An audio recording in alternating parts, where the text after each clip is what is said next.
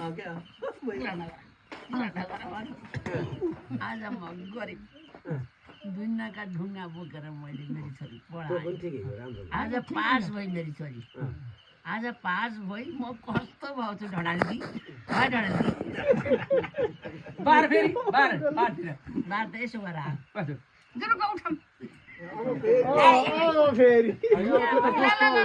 दिदी उठ्यो त त्यो भाडा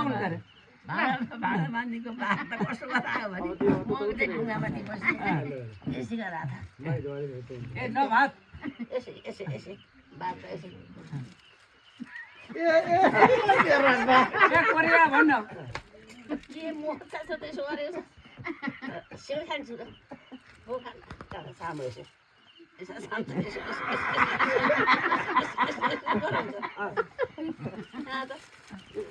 मिठाई खान्छु यहाँ तँ पनि खोज बेटा ए भयो पास भइसक्यो राम्रो भयो त्यहाँ त कसैले नगाइदियोस् न कि त यसो गर्दा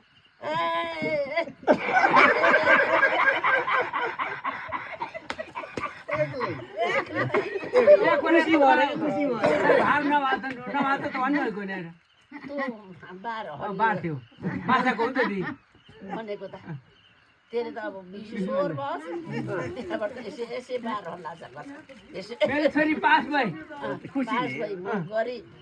कति गरेर मैले पढाएँ आज पास भई हेर ढन्डी